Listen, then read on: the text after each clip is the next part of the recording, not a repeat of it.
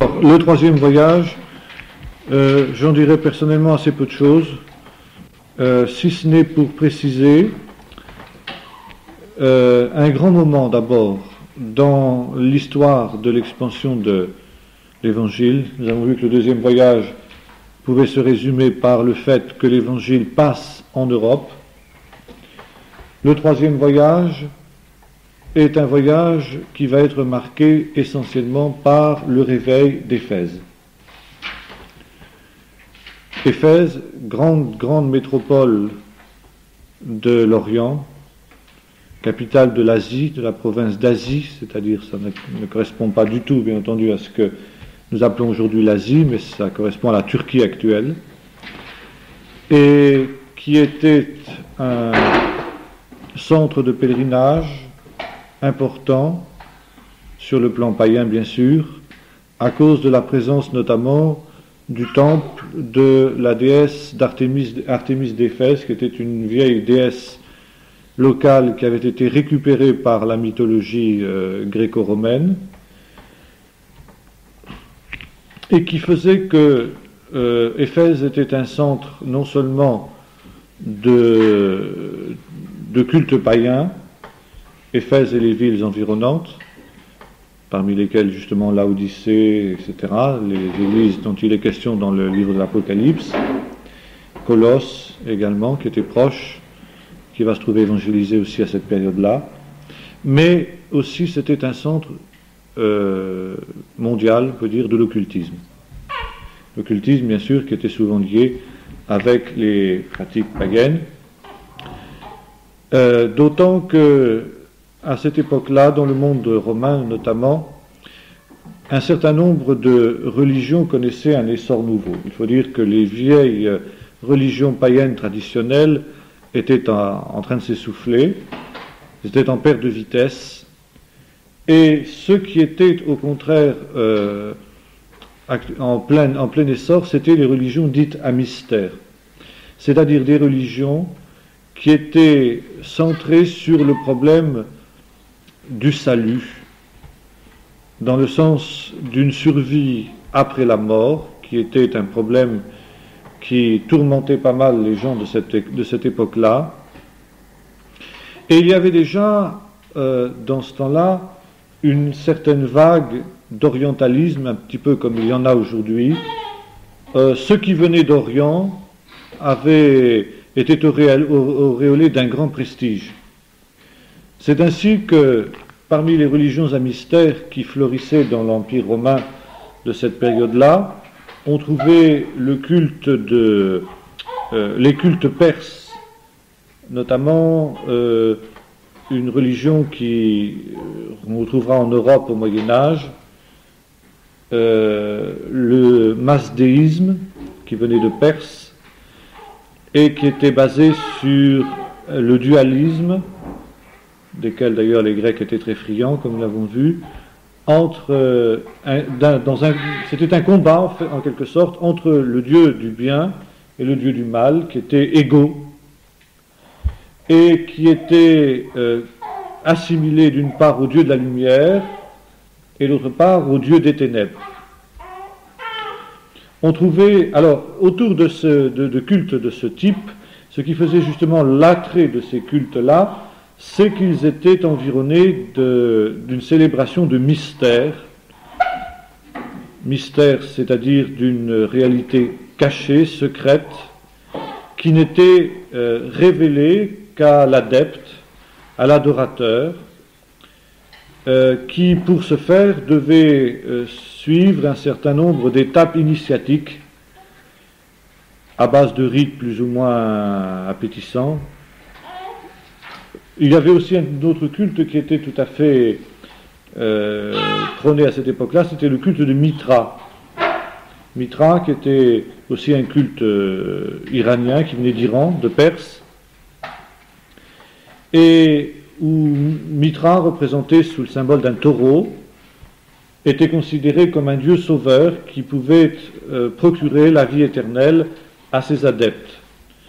Et pour cela, la cérémonie initiatique consistait notamment à se baigner dans le sang d'un taureau qui avait été au préalable égorgé, etc. C'est pour ça que tu dis qu'il fallait avoir du goût pour repasser par ce genre d'initiation-là. Mais ça avait un succès terrible dans l'Empire romain en face de cette angoisse qui étreignait les hommes de ce temps-là. Et des cultes de ce type fleurissaient à Éphèse, qui était la grande métropole de l'Asie, où par conséquent se retrouvaient toutes ces nouveautés qui venaient justement d'Orient. Possible aussi qu'il y avait déjà des influences de l'Inde qui faisaient sentir aussi à ce niveau-là. En tout cas, les arts magiques étaient très très développés. Et Paul va organiser, au cours de son 3e voyage, non seulement les églises qui ont été fondées au préalable, mais également il va organiser une évangélisation systématique de l'Asie, grâce à ses collaborateurs, Timothée, Luc bien sûr, et puis Aquilas et Priscille. Et c'est ainsi que Paul, selon ce que nous retrouvons dans le livre des Actes, mais je n'y reviens pas, vous n'aurez qu'à relire le texte, arrive à Éphèse. Et là se produit le plus beau réveil de tout le ministère de Paul. Une puissance du Seigneur extraordinaire qui se déploie là, une puissance tellement extraordinaire que les puissances des ténèbres qui sont nombreuses dans cette ville sont vaincues, c'est pour toi sans doute Rémi.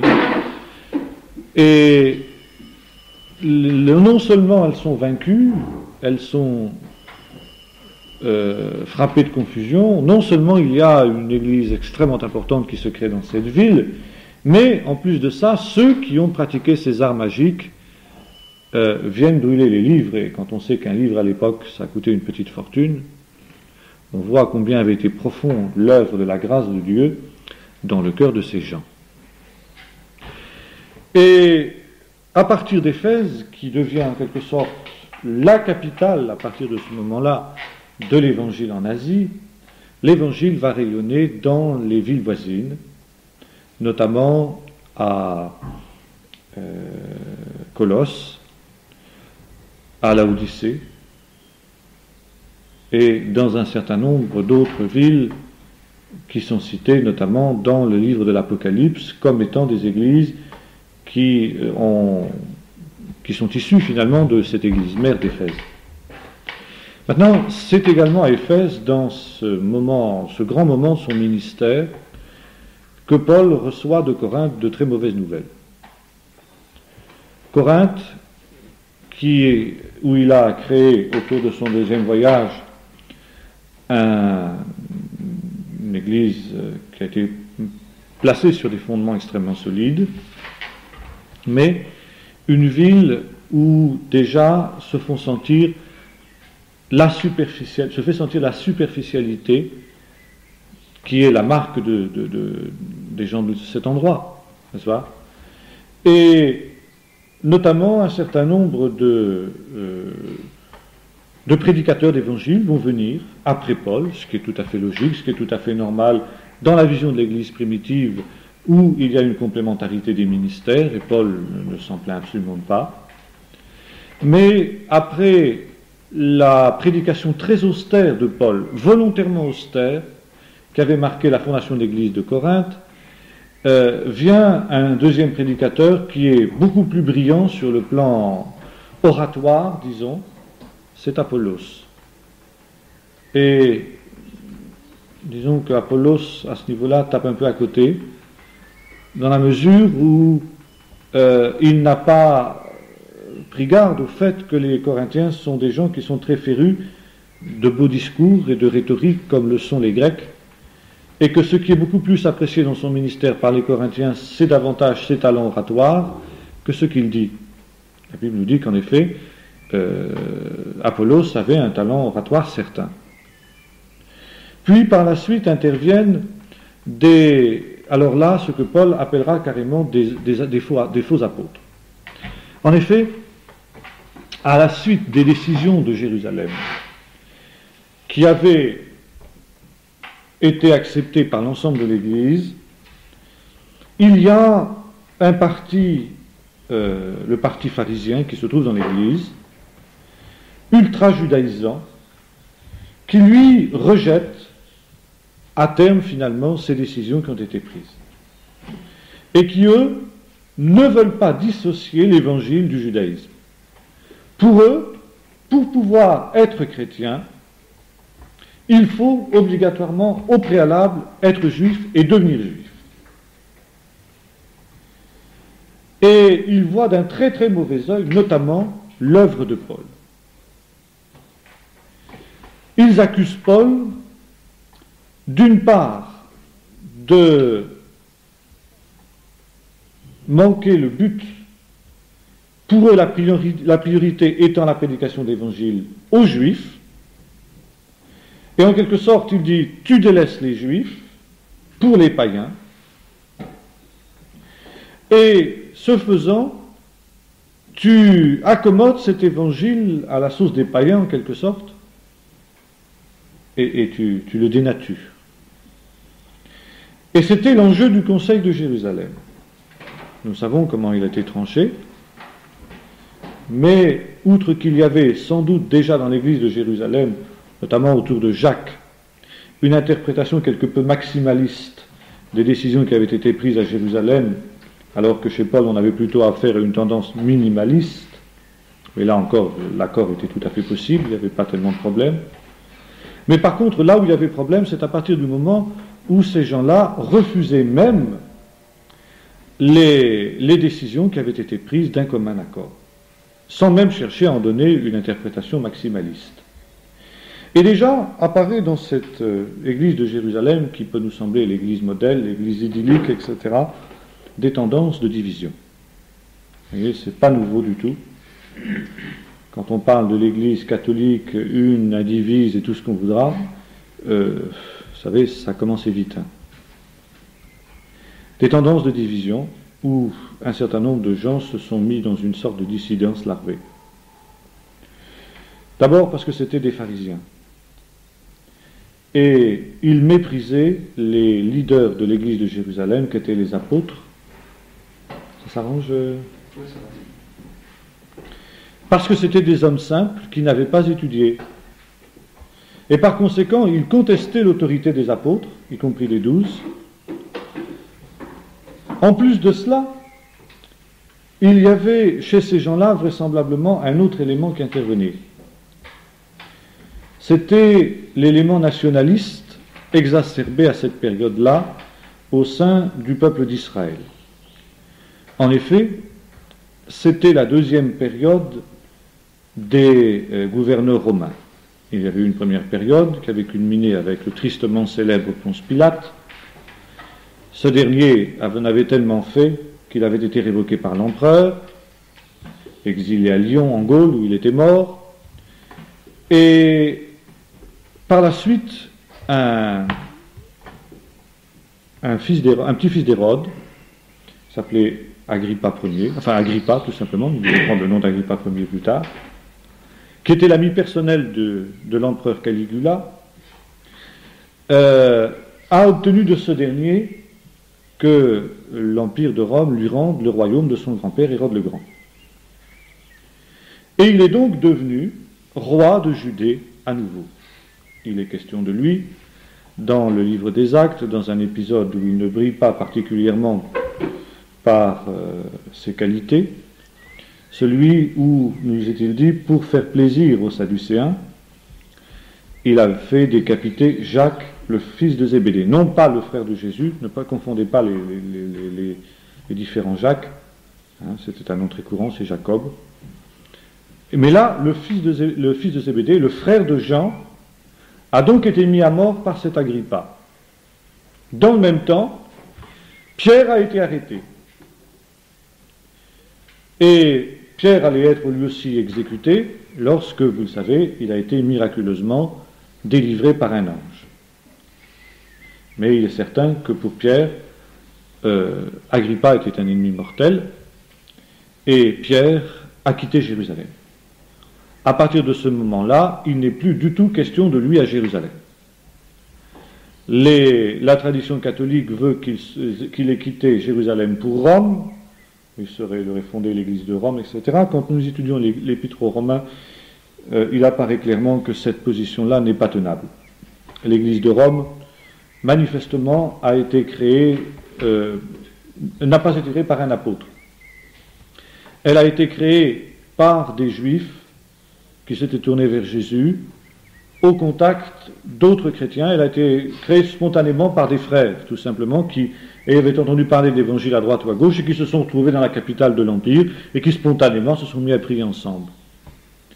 Et c'est pourquoi Paul se sent quelque peu responsable de cette Église, parce que vraisemblablement, à la base de cette Église, on trouve des gens qui sont de l'entourage de Paul, notamment Aquilas et Priscille qui sont cités, comme présents à Rome au moment où Paul écrit son épître. Il y avait même une maison d'église à Rome, qui était la maison où habitaient Aquilas et Priscille, qui servait de lieu de réunion à la communauté chrétienne de Rome. Et il est évident que si Pierre avait fondé cette église, Paul ne se serait pas permis d'intervenir comme il le fait dans l'Épître aux Romains au niveau de cette église. Paul disait qu'il prenait bien soin de ne pas prêcher Jésus-Christ là où il avait déjà été nommé, c'est-à-dire d'empiéter sur le champ d'apostolat d'un autre. Et c'est pourquoi le ministère de Paul est géographiquement très, très délimité. Notamment, le ministère de Paul ne s'exercera pas en Afrique, par exemple, en Égypte. Selon la tradition, c'est Barnabas et Marc qui auraient créé l'église d'Alexandrie. Sans doute aussi abusif de le penser. Mais enfin, c'était pas l'ère d'apostolat de Paul. Paul ne se permettait pas d'intervenir là où un autre apôtre avait été envoyé.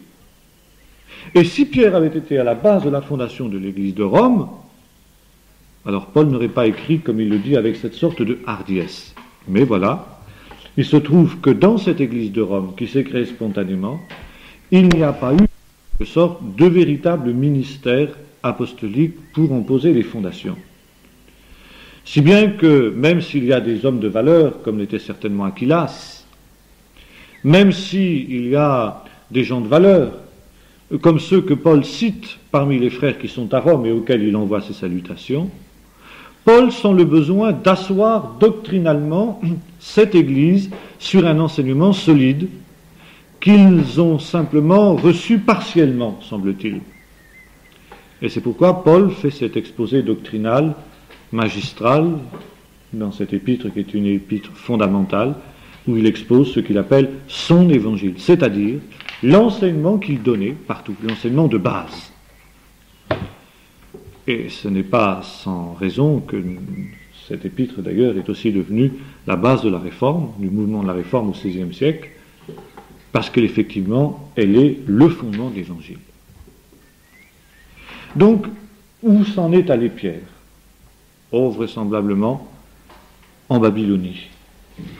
C'est ce qui ressort notamment de ses épîtres. Pierre écrit à ceux qui sont dispersés en Babylonie. Pourquoi en Babylonie? Eh bien, pour une raison très simple, c'est que la Babylonie était en dehors des frontières de l'Empire romain. Depuis l'exil à Babylone, sous Nebuchadnezzar, il était resté en Babylonie une très importante colonie juive qui n'était jamais revenue à Jérusalem. Et cette communauté juive continuait à exister à l'époque des apôtres. Vraisemblablement, cette colonie avait dû être plus ou moins touchée par l'Évangile déjà, mais surtout, la Babylonie était l'endroit où les Juifs qui avaient maille à partir avec l'Empire romain se réfugiaient, parce que le royaume Parthe, qui occupait cette région-là, était en guerre avec Rome.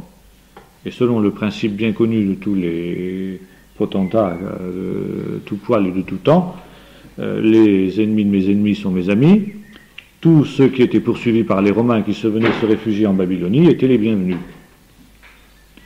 Et Pierre, qui était poursuivi par, non pas les Romains, mais par un allié des Romains, a certainement éprouvé le besoin de mettre un certain champ entre lui et le pouvoir romain, et a sûrement été tenté très fort de quitter les frontières de l'Empire romain et d'aller se réfugier en Babylonie, où certainement il y avait un travail sur le plan d'évangélisation très important à faire. Et lorsque Pierre écrit plus tard ses épîtres aux frères qui sont en Babylonie, nous n'avons aucune raison de penser qu'il s'agit là d'une expression symbolique, comme le veulent les catholiques, qui désignerait Rome dans un langage codé. Non, vraisemblablement, il s'agit bien de la Babylonie. Il n'y a rien d'invraisemblable à ce que Pierre soit allé se réfugier là-bas. Alors se pose la question, maintenant en anticipant un peu, Pierre est-il jamais venu à Rome? Et la tradition qui veut que Pierre ait été l'évêque de Rome, donc le premier pape, et qu'il soit enterré sous la basilique qui porte son nom aujourd'hui à Saint-Pierre de Rome, est-elle exacte? Je me garderai de trancher dans un sens ou dans un autre. On peut penser que peut-être effectivement, au début des années 60, après que les affaires se soient un peu calmées, Pierre soit revenu en Judée, et puis ensuite soit revenu carrément à Rome. C'est possible, mais en tout cas, ce qui est certain, c'est qu'il n'a pas été le fondateur de l'Église de Rome. Alors, cet Agrippa a duré peu de temps, 4 ans, puis il est mort brusquement, d'une crise cardiaque, nous dit Flavius Joseph, rongé par les vers, nous dit le livre des Actes, peut-être une maladie assez purulente, enfin qui l'a terrassé, en tout cas brusquement, en plein milieu d'une fête. Ce qui était certainement, ce qui a été considéré par l'auteur du livre des Actes comme un jugement de Dieu pour avoir persécuté l'Église comme il l'avait fait, car c'est en fait la première persécution systématique à laquelle l'Église est soumise. Oui. Agrippa, c'était le petit-fils d'Hérode le Grand. C'était le petit-fils d'Hérode le Grand, oui. C'est celui qui a procédé à la construction du temple. Voilà, et qui a été l'assassin des enfants de Bethléem, celui qui était sur le trône d'Israël au moment de la naissance de Jésus. Alors ensuite, vous avez plusieurs Hérodes dans la Bible, il ne faut pas les confondre. Vous avez Hérode le Grand, donc à l'époque de la naissance de Jésus. Vous avez Hérode Antipas, l'assassin de Jean-Baptiste, qui lui était le tétrarque de la Galilée, c'est-à-dire le quart de roi, en quelque sorte. Fils d'Hérode le Grand. Fils d'Hérode le Grand, celui-là. Et vous avez Agrippa, qui lui était le petit-fils d'Hérode le Grand, mais pas le fils d'Hérode Antipas, était par une autre lignée. Et puis ensuite, vous avez le petit-fils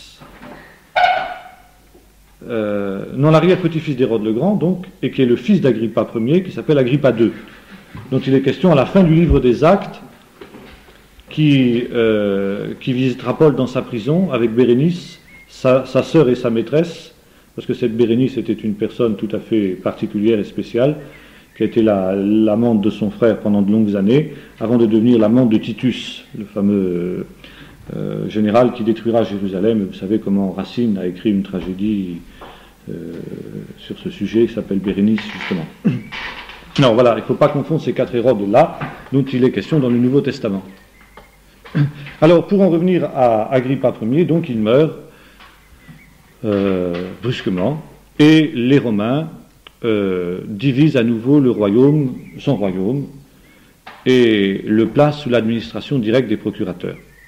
Les procurateurs de cette période-là sont des hommes qui sont originaires en général de l'Orient de l'Empire, qui sont donc des Grecs, et qui d'une part donc ont tendance à favoriser systématiquement l'élément grec contre l'élément juif en Judée, alors que les procurateurs de la première période étaient en général des Italiens qui avaient une position de neutralité relative.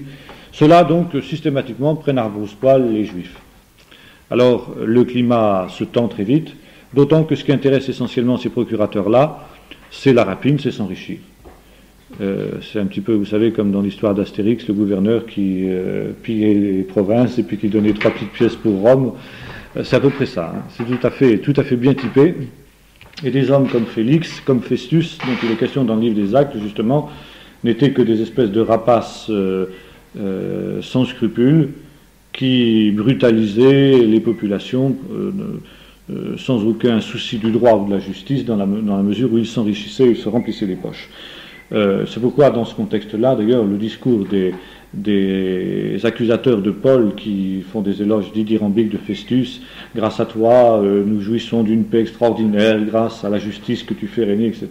C'était vraiment de la basse flatterie hypocrite à un point difficilement imaginable, parce qu'il est certain que celui qui disait ça n'en croyait pas un traître mot. Félix non plus d'ailleurs. Mais enfin, ça faisait partie de la liturgie, si j'ose dire.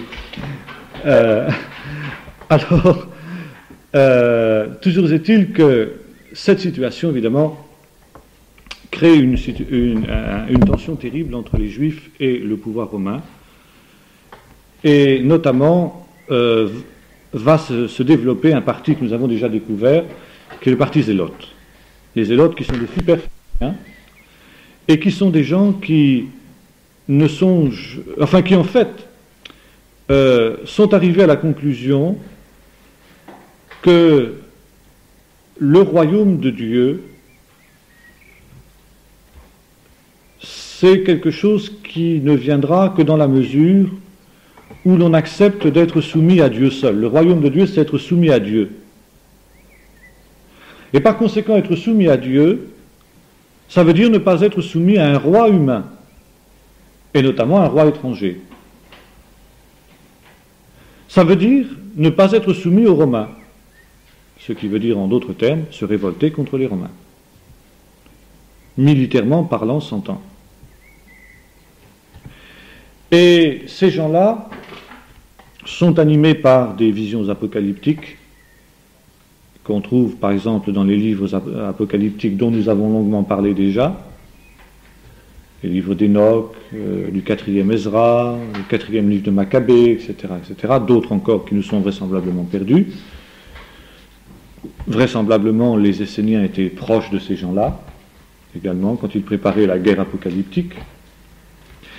Et ils tentaient sporadiquement de se soulever contre les Romains. Nous lisons comment les Romains ont crucifié souvent d'ailleurs. Barabbas était un ladrone, c'est-à-dire finalement un brigand, mais dans le sens où l'employaient les Romains, c'est-à-dire un zélote.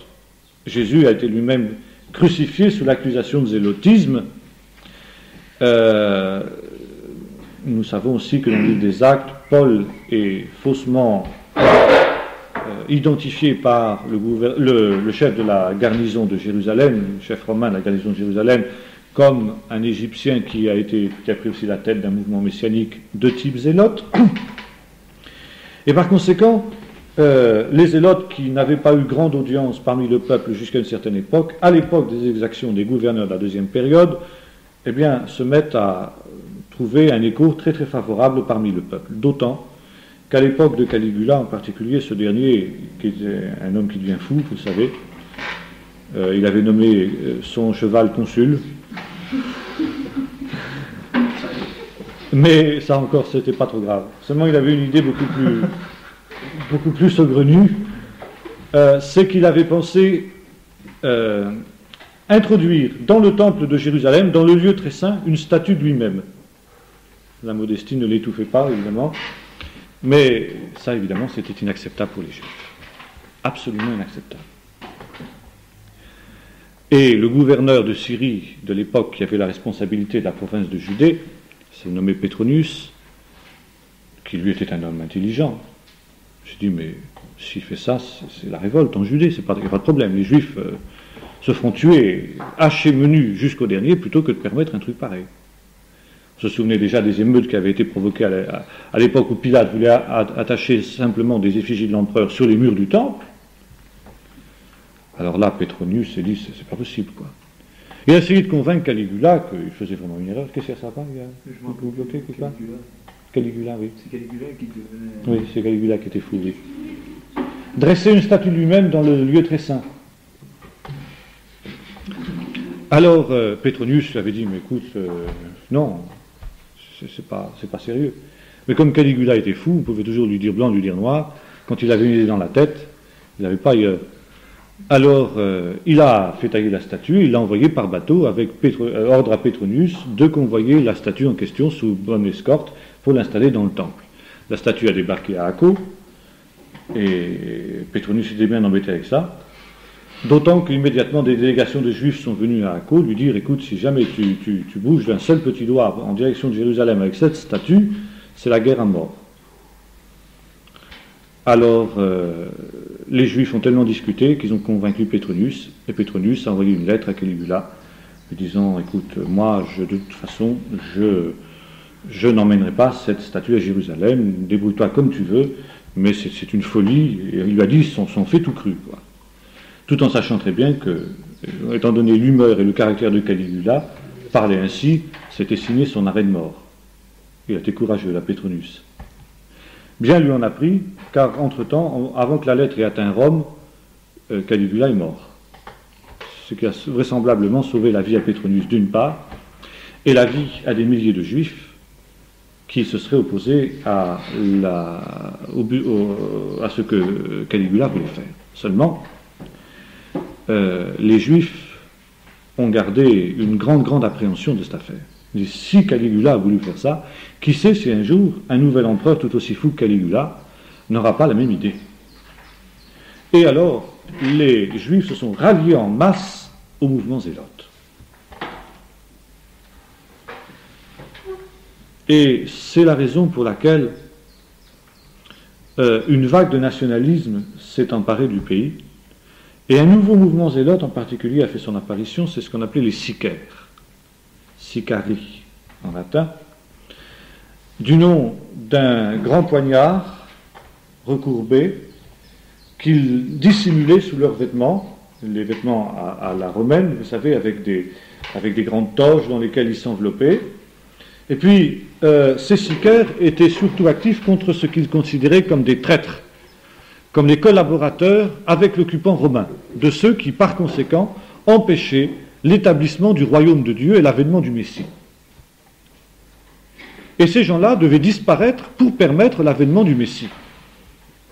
Et dans les grandes fêtes, en particulier, c'est là que ça se passait, ils se mêlaient à la foule, ils essayaient de s'approcher discrètement, n'est-ce pas, de ceux qu'ils considéraient comme des traîtres, et puis au moment où ils s'attendaient le moins, ils sortaient de leur toge le poignard, poignardaient les gens, puis se mettaient à crier « Ah, l'assassin, oh là là, il vient d'être assassiné », etc., pour brouiller les pistes. Et la situation est devenue pré-révolutionnaire en Judée, à partir de cette période-là, donc sous les procurateurs, en particulier Félix et Festus, qui ont été parmi les plus mauvais que la Judée ait jamais connus. Et c'est pourquoi, dans l'église de Jérusalem, il y avait des tendances zélotes certaines. Chez cette aile ultra-judaïsante qui était tentée par l'idée nationaliste. L'église de Jérusalem elle-même, dans cette situation-là, n'était pas à son aise du tout. Parce que s'il est vrai que cette église était parfaitement fidèle à tout ce qui était la loi juive, n'est-ce pas, notamment en la personne de Jacques, qui était un homme éminemment respecté par tous à Jérusalem, nous dit Flavius Joseph, le fait qu'il y ait eu de nombreux païens, non pas dans l'église de Jérusalem, mais à l'extérieur de l'église de Jérusalem, avec lesquels les chrétiens de Jérusalem juifs avaient des contacts et une communion, posait des problèmes. Et faisait que les chrétiens de Jérusalem, malgré leur fidélité et leur observance, étaient considérés de travers par les zélotes. Et ils étaient souvent amenés à plus ou moins se démarquer. On les accusait d'être en relation avec des gens qui étaient des alliés des Romains, voire des Romains tout court, qui étaient convertis au christianisme. On pense par exemple à Corneille. Et par conséquent, d'être plus ou moins jouer double jeu, d'être des traîtres en puissance à leur pays. Et un homme qui va très vite devenir suspect dans ce contexte-là, c'est justement Paul. Car ce qui faisait problème, ce n'était pas la foi en Jésus. Ce qui faisait problème pour ces gens-là, c'était les contacts avec les non-juifs. Et plus particulièrement avec les gens qui étaient les plus proches des Romains, voire les Romains tout court. Et dans la mesure où les non-juifs devenaient nombreux à l'intérieur de l'Église, ils étaient un problème pour l'Église de Jérusalem. Alors, il y a eu toute une fraction de l'Église de Jérusalem qui s'est dit, il y en a assez, il faut maintenant fermer l'Église aux païens. Sinon, notre situation va devenir intenable. Et ils sont allés donc prêcher dans les églises fondées par Paul la circoncision, c'est-à-dire la conversion au judaïsme. Ils se donnaient pour des gens qui étaient au bénéfice de révélations, apocalypse entre parenthèses, extraordinaires. Ils se donnaient à cause de ces révélations-là comme supérieurs aux apôtres, et se dénommer eux-mêmes archi-apôtres. Vous trouvez ça dans la deuxième épître aux Corinthiens en particulier, où Paul s'en prend à ceux que l'on traduit en général, ces apôtres par excellence. Dans le texte original, c'est archi-apôtres, c'est-à-dire supérieurs aux apôtres. Et c'est là que le premier schisme, si je puis dire, se produit dans l'église de Jérusalem, dans l'église primitive plutôt. Et notamment, ces gens-là viennent à Corinthe, sur les traces d'Apollos notamment, se donnant comme envoyé par Pierre, l'apôtre des circoncis, faussement. Et Paul le rappellera par exemple dans l'épître aux Galates. Ils interviennent aussi dans cette région où Paul avait prêché l'évangile, parmi ceux que ces Galates ne sont autres que nos ancêtres les Gaulois. Car les Galates, c'était des tribus gauloises qui habitaient la région de Toulouse. Certaines peut-être même pouvaient habiter ici notre région, mais surtout la région de Toulouse. Et qui, pour diverses raisons, 2 siècles avant Jésus-Christ, avaient migré avec armes et bagages en Asie mineure, où ils s'étaient enrôlés comme mercenaires chez différents roitelets de la région. Leur service effectué, ils avaient trouvé la région agréable, et plutôt que de retourner chez eux, ils s'étaient installés là-bas. Et ils formaient précisément le peuple galate, qui habitait et qui parlait grec, qui était totalement hellénisé à l'époque, où Paul leur a prêché l'évangile. Et ces gens-là ont été atteints aussi par la propagande de ces archi-apôtres. Ces gens qui imposaient la conversion au judaïsme comme condition sine qua non pour appartenir à l'Église. C'est également dans ce contexte que se situe ce qu'on appelle l'incident d'Antioche. L'incident d'Antioche, où Pierre s'est trouvé en conflit avec Paul, parce que précisément Pierre mangeait avec des païens, conformément à ce qui avait été décidé à Jérusalem, rien à redire. Mais arrivent des gens de l'entourage de Jacques. Et Pierre se sent mal à l'aise dans ce contexte-là à cause de tout ce qui se passe là-bas en Judée avec ces histoires de zélotes. Alors, il tente maladroitement de ménager la chèvre et le chou. Contact avec les païens, c'est compromettant. Alors, il se lève et puis s'en va manger à part avec les seuls juifs qui sont là. Le sang de Paul ne fait qu'un tour.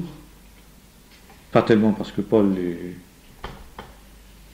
impulsif, mais parce qu'il a compris l'enjeu. Accepter ça, revenir dans les faits sur les décisions de Jérusalem, c'est briser l'unité de l'Église. C'est créer 2 églises, une église des Juifs et une église des païens. Ça, c'est inacceptable.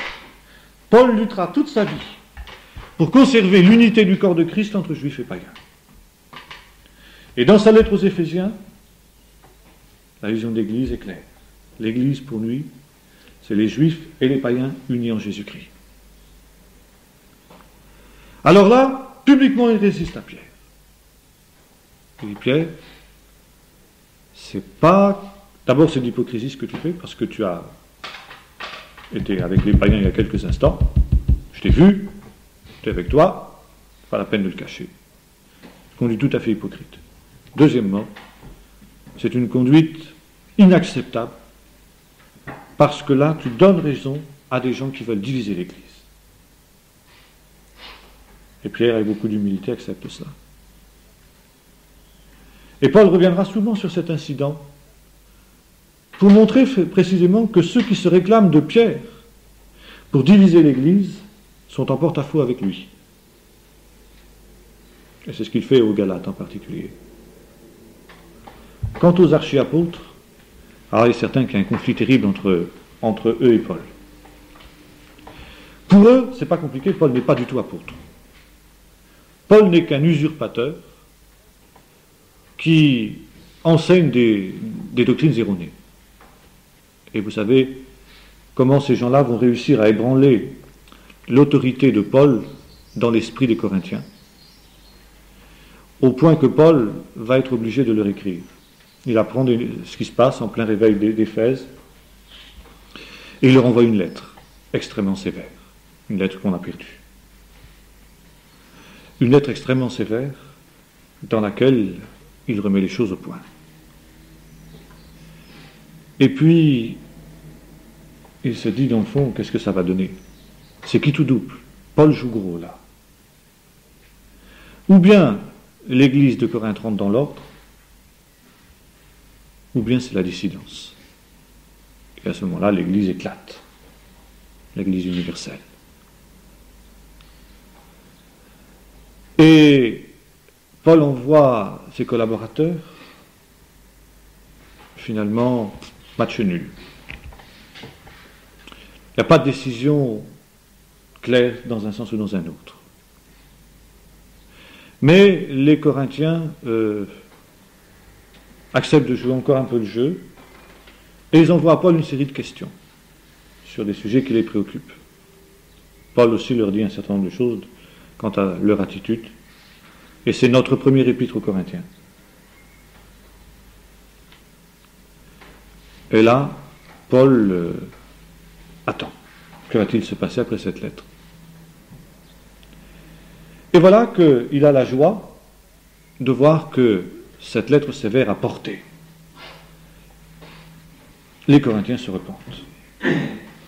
Alors, il envoie une deuxième lettre, la deuxième épître aux Corinthiens, une troisième en fait, dans laquelle, cette fois-ci, il abat ses dernières cartes, et il nettoie le terrain complètement. Il cisaille complètement ses adversaires. Mais il est obligé d'aller loin, de rappeler son apostolat, de rappeler sa vocation, de rappeler ses œuvres, de rappeler ses visions vis-à-vis de ces gens qui se targuent de révélations de type apocalyptique. Et moi aussi, je pourrais me glorifier, je connais un homme qui, etc. Et enfin, la dissidence corinthienne rentre dans l'ordre. Mais s'en est fallu d'un cheveu, d'un poil que ça ne bascule. Et là, Paul, dans cette joie extraordinaire qui était la sienne au milieu de ce magnifique réveil d'Éphèse, a eu bien du souci avec cette église de Corinthe, et il le rappellera plus d'une fois, combien la crise corinthienne a été une crise extrêmement grave dans son ministère et dans sa vie.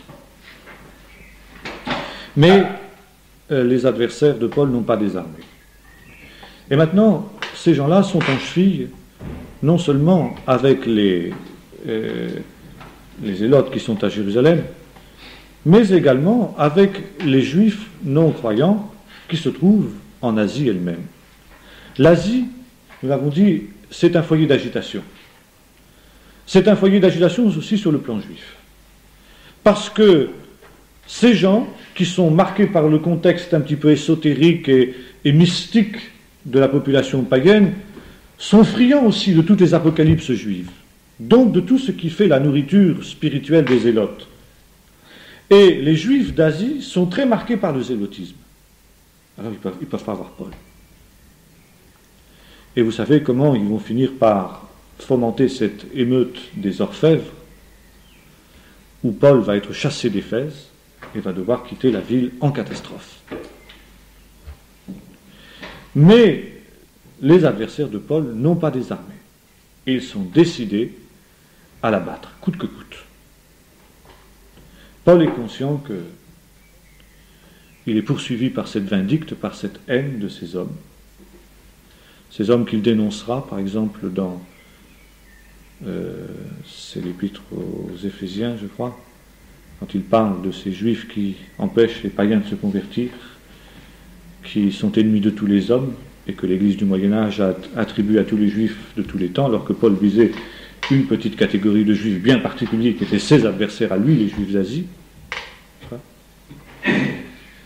Et Paul est conscient que ça finira mal pour lui. Le Saint-Esprit l'en a averti. Et Paul décide alors de rentrer à Jérusalem pour la fête de Pentecôte, pour se dédouaner en quelque sorte des accusations fausses qui courent sur son compte, des calomnies qui commencent à porter leurs fruits, y compris dans les propres églises qu'il a fondées. Vous voyez, quand on regarde ça de l'intérieur, l'église apostolique, l'Église primitive, idyllique, on se rend compte que c'était loin d'être si idyllique que ça. Alors pour cela, il va montrer qu'il est un bon juif. Il fait un vœu de naziréat, et pour ce faire, se laisse pousser la chevelure, et au bout du temps qu'il s'est fixé pour ce vœu de naziréat, il doit se couper la chevelure et offrir un sacrifice dans le temple de Jérusalem. Enfin, vous connaissez les textes dans l'Ancien Testament. Et Paul a décidé de faire ce vœu le jour de la Pentecôte, le jour où il y aura beaucoup de monde, pour que tout le monde sache que Paul est un bon juif et qu'il reste un bon juif, contrairement à ce qu'on dit de lui. Et il va donc s'embarquer. Mais auparavant, il veut encore se dédouaner vis-à-vis de ceux qui parmi les frères le suspectent à Jérusalem, parce qu'il sait que dans l'église de Jérusalem même, il n'a pas que des amis. Et il veut montrer que même si les païens restent païens tout en étant chrétiens, ces derniers sont unis avec l'église mère de Jérusalem. Et Paul ne va pas aller à Jérusalem les mains vides, mais après avoir organisé dans toutes les églises qu'il a fondées une collecte, qu'il veut le plus abondante possible, comme témoignage de gratitude des païens vis-à-vis de l'église juive, et signe de communion, au sens fort du terme, koinonia, c'est-à-dire le partage. Les païens ont partagé les richesses spirituelles d'Israël, alors ils vont faire en sorte maintenant qu'Israël partage leurs richesses matérielles. Et Paul, donc, accompagné de compagnons, pour qu'on ne puisse pas l'accuser de malhonnêteté, parce que Paul est devenu méfiant, ou prudent plutôt, méfiant non, mais prudent sûrement, part pour Jérusalem. Il fait une dernière escale à Milet.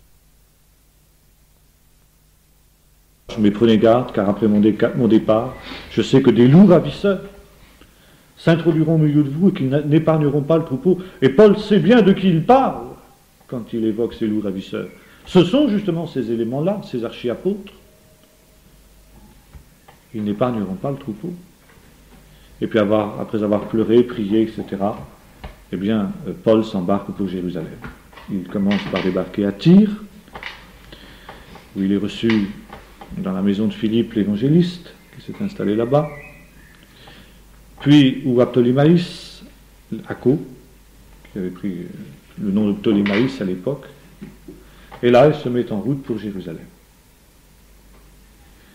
Et arrivant à Jérusalem, il va s'entretenir avec Pierre, avec Jacques, avec les autres apôtres, pour éclaircir la situation, pour que on ne puisse plus l'accuser en rien, et que finalement les apôtres, les chefs de l'église de Jérusalem, lui renouvellent leur confiance de manière publique, et que l'on sache qu'entre Paul et les églises qui dépendent de lui et les autres apôtres, la communion est complète et totale. Tu dis quelque chose, Philippe ? Mais auparavant, vous savez le texte, comment Agabus était descendu. Déjà, les filles de Philippe, qui avaient le don de prophétie, avaient annoncé que Paul allait être lié, arrêté à Jérusalem, et Agabus vient confirmer cette prophétie. Et voilà finalement ce que les apôtres demandent à Paul. Ils disent, eh bien écoute, frère, tu vois, c'est magnifique ce qui s'est passé parmi les païens, on se réjouit beaucoup de cette affaire. Mais d'un autre côté, l'Esprit de Dieu n'a pas non plus pour autant cessé de travailler au milieu du peuple d'Israël. Ici, il y a aussi des foules, des multitudes de Juifs qui ont cru.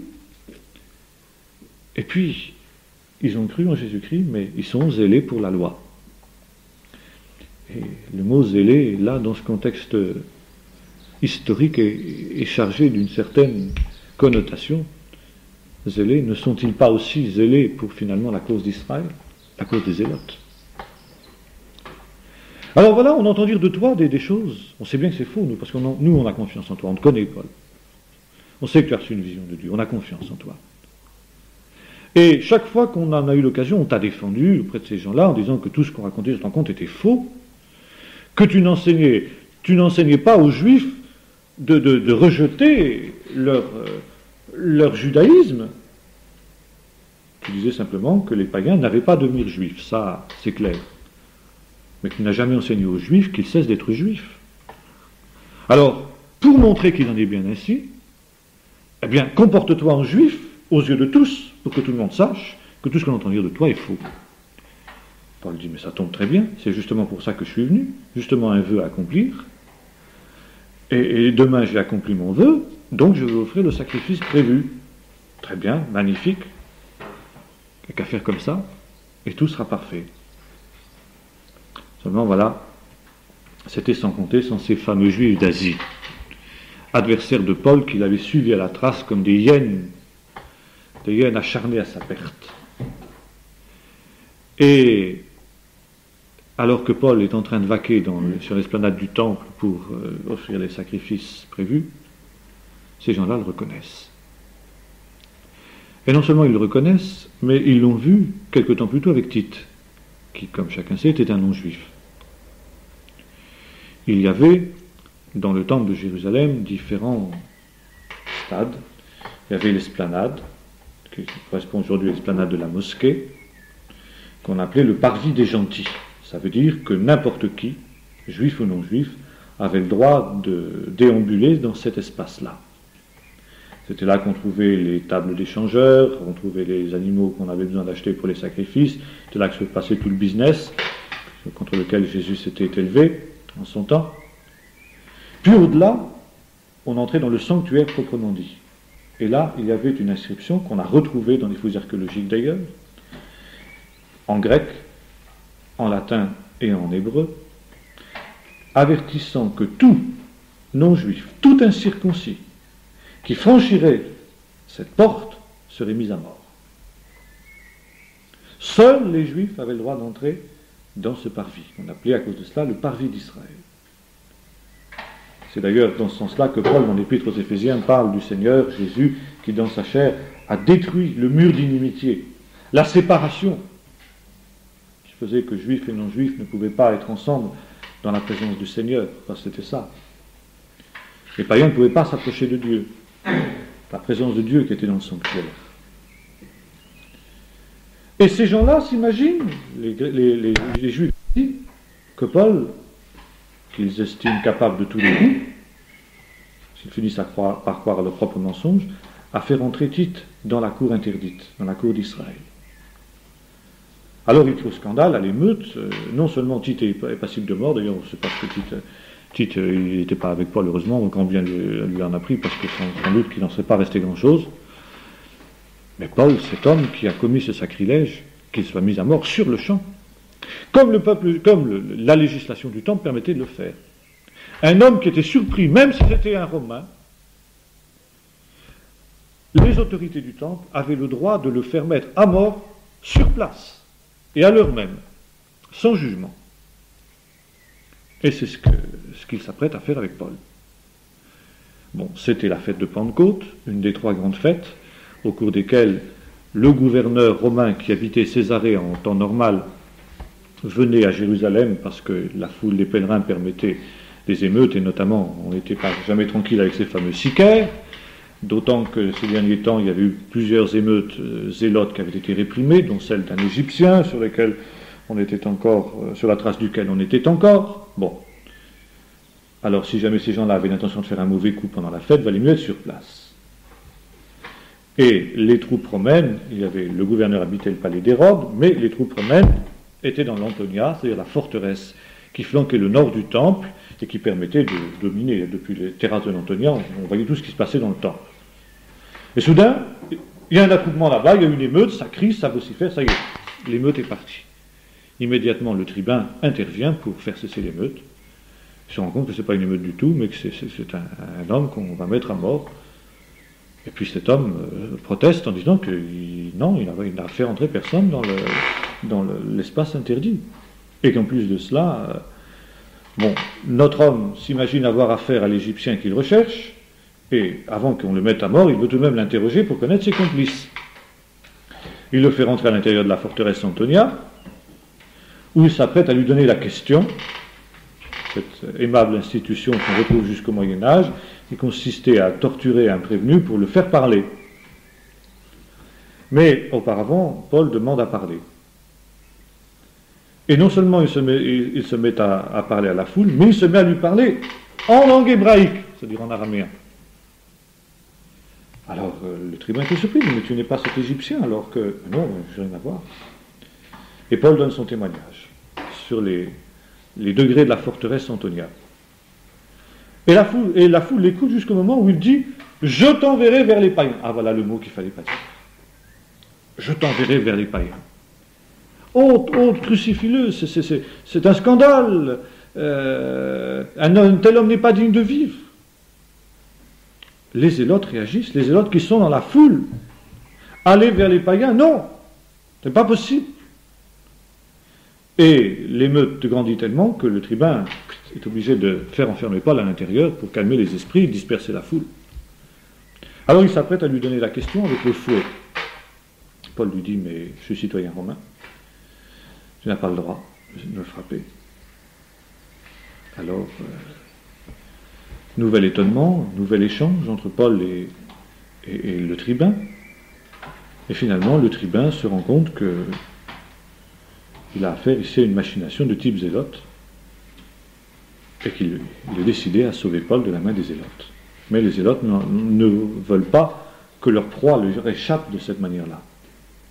Et c'est tout à fait dans le tempérament des zélotes, on voit ça très souvent dans les écrits de Joseph et dans les écrits semblables. Un certain nombre d'entre eux font le serment de ne rien manger jusqu'à ce qu'ils aient assassiné Paul.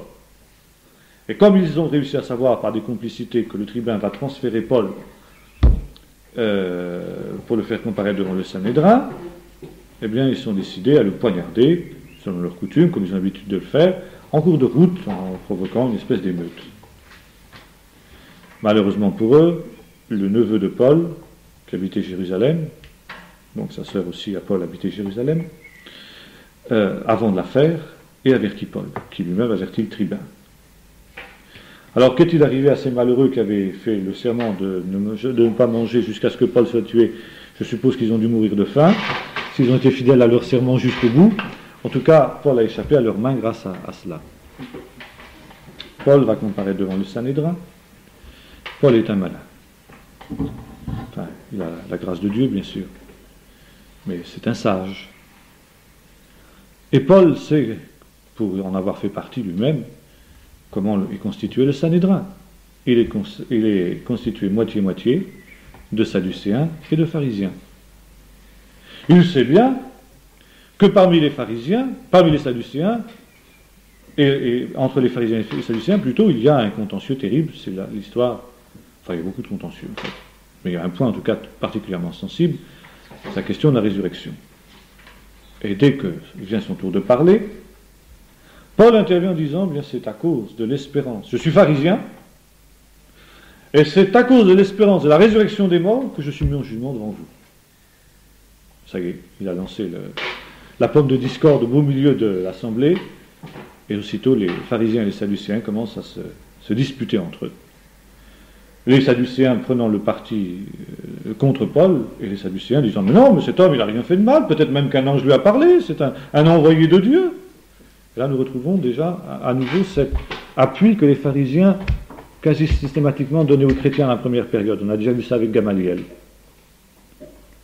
Et Paul échappe encore ce jour-là à ses détracteurs. Mais il comprend également que ça ne durera pas. Et que pour en échapper, il n'a qu'une seule solution, faire valoir son titre de citoyen romain. Il dit, après tout, je n'ai rien fait contre la loi, si je suis coupable, je demande à être traduit devant les autorités romaines. Ça va lui sauver la vie. Mais d'un autre côté, ça va donner en quelque sorte raison aux zélotes qui disent que les chrétiens sont du côté des Romains et contre les ennemis. Et sont du côté des ennemis de la nation juive. Et ça aura des conséquences néfastes pour l'église de Jérusalem, cette intervention de Paul. Sans doute il fallait que ça soit ainsi également. Et notamment, voyant Paul leur échapper, les zélotes vont s'en prendre à Jacques, l'évêque de Jérusalem, le pasteur de Jérusalem, comme vous voulez, homme pourtant qu'on ne peut pas accuser d'être infidèle à la loi juive, Et après l'avoir torturé, ils le mettront à mort, soit par lapidation, dit certaines traditions, soit après l'avoir précipité du haut du temple. Et Flavius Joseph dira que ce crime abominable commis par les Zélotes sera celui qui provoquera la destruction de Jérusalem quelques années plus tard, car on est à la veille ici de la destruction de Jérusalem. Et c'est ainsi que Paul va se retrouver en prison à Césarée, en attendant le bon vouloir de ce monsieur Félix et de ce monsieur Festus, qui sont les gouverneurs locaux, et qui évidemment se soucient bien peu du droit et de la justice, voient un nouveau prisonnier qu'ils vont pouvoir exploiter au point de vue financier, c'est la seule chose qui les intéresse. Et on verra la prochaine fois les démêlés de Paul devant le pouvoir romain.